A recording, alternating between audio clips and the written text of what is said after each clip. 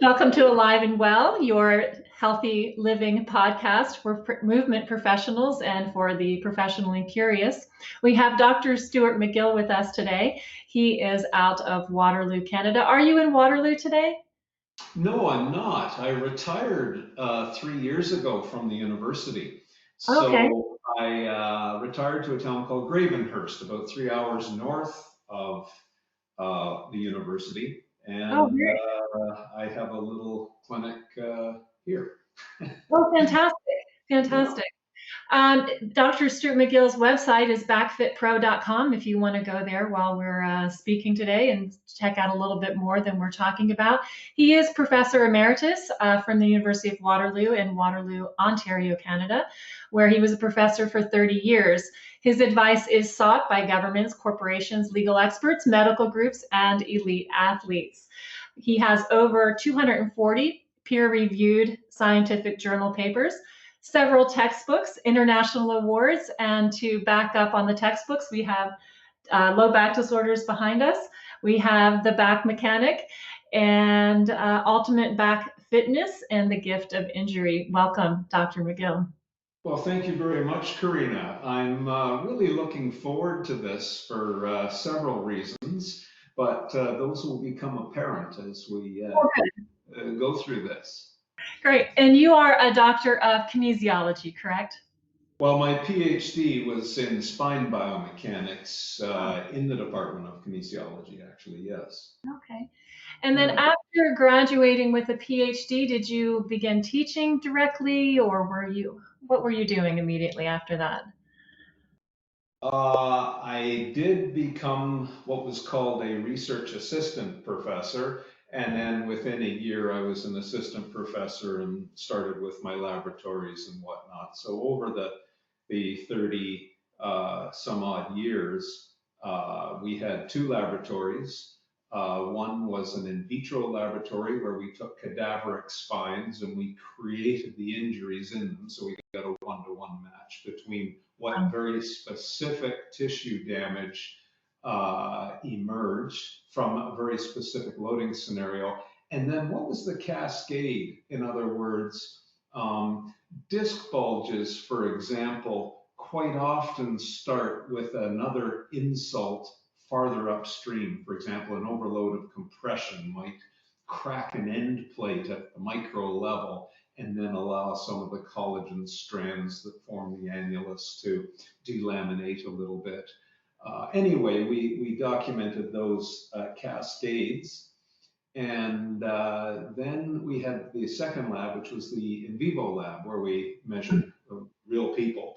And basically, we constructed their virtual spine from stacking their CTs or MR scans. We would have their spine in the computer, but it was very dynamic in that as the person moved, we would monitor their three-dimensional movement. And then with EMG, we would measure their muscles activating, and then we would activate their virtual muscles. As they moved passively, we would then assign stress strain curves to the disc, the various ligaments, and that kind of thing. And then the third part of the whole scientific effort was I started a clinic just over 20 years ago. It was an experimental clinic. And I'm probably talking too much at this point. No, not at all. But it was very unique in that our first appointments were 2 hours long. And my traditionally trained colleagues would say, 2 hours for an appointment? What are you going to do? And but I said, I must do that because, first of all, we have to listen to the patient's story. What are the impediments that caused them to systematically fail in the previous 12 clinical experiences they had before they got here? We had to understand those. And then to listen to their pain patterns. We would then do provocative testing to provoke the pain so we knew very precisely what caused their pain. Sometimes this was very mysterious to the patient. They said, well, we never really had an idea of what caused our pain, but we certainly do now. And then the next part of it was to come up with the antidote? Can we get them to move and do their tasks in a way that doesn't trigger the offensive trigger? And then build a program that fits their particular goals and injury history and age and all the rest of it. So that was what we did, and part and parcel of all of that, of course, you teach the graduate students that are putting the horsepower in the scientific operation, and I taught some undergraduate courses along the way as well. But that's it in a nutshell. And so you're still doing something similar at your clinic there. Well, patients fly in from around the world, and they get a very thorough assessment, and most of the time, a really thorough understanding of what their pain mechanism is, together with a strategy to deal with it.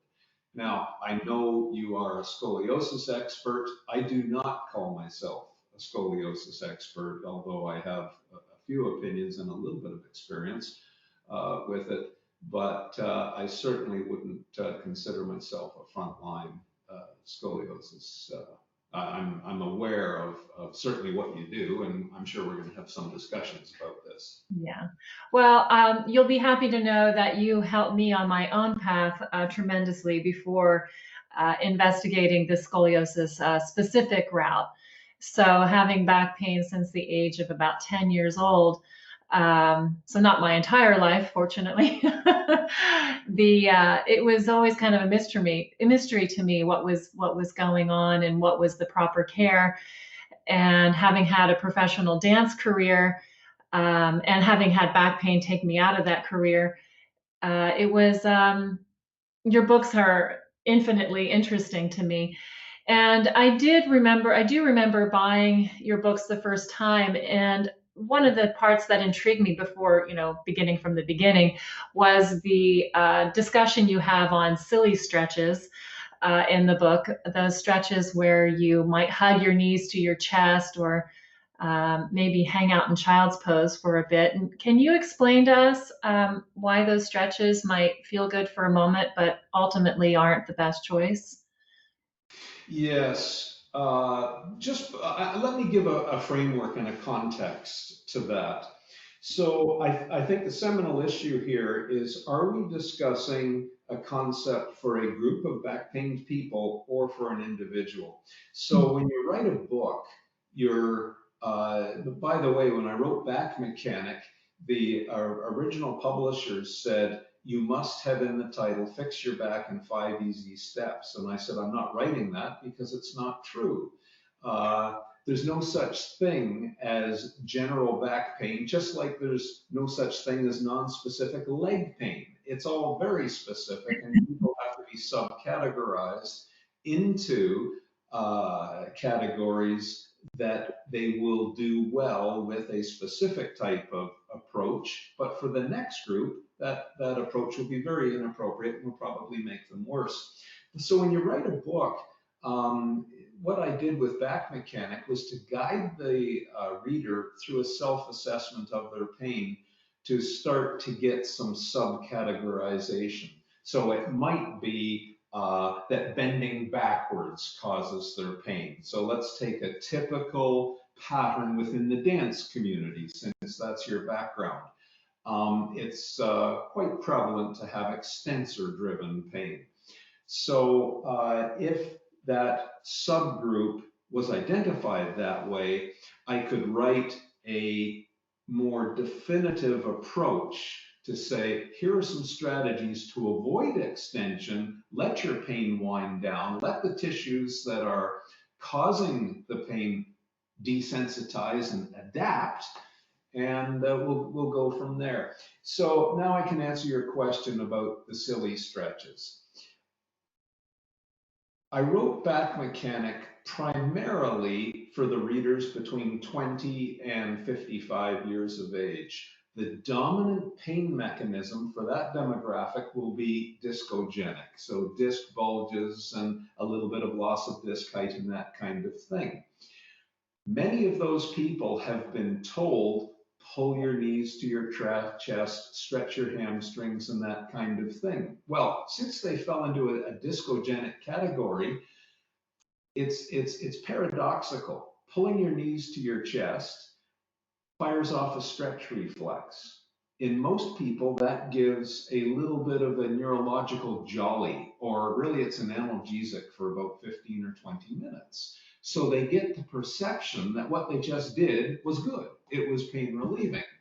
But the problem with it is the disc has now been further sensitized so that you now need to stretch again and again and again, and it's a never-ending battle. So I call them, just for that particular subcategory, rather silly. Now, we follow up with every patient that we see, Karina. We know exactly the score.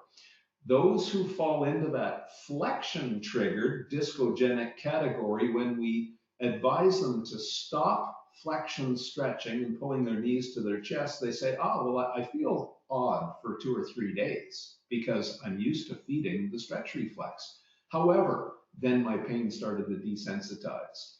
So that's the story, because you write a book for a group. But now I have to play the other side of the coin and the argument, and that is every person that comes here gets a personal assessment, and we figure out with precision what their pain triggers are.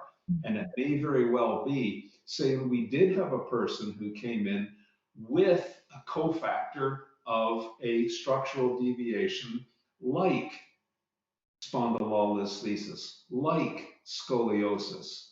Now, of course, I'm a big believer. I've measured the various Schroth techniques, Gabriella Schroth, for a scoliosis person. I may very well try and hold down a rib cage and stretch and open up the deficit side, and there is some efficacious data on that. But you will know with the person in front of you, if you follow up, have you helped them or not?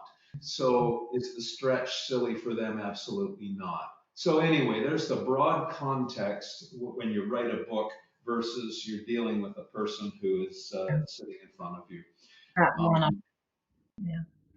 Yeah, I understand what you're saying, really paying attention. And certainly when I started following your work, and the DVDs that I got from you early on, it was very clear that that was what you were about. You were about, the case study of the person in front of you. And certainly that's very, very rewarding as someone who's also trying to help people.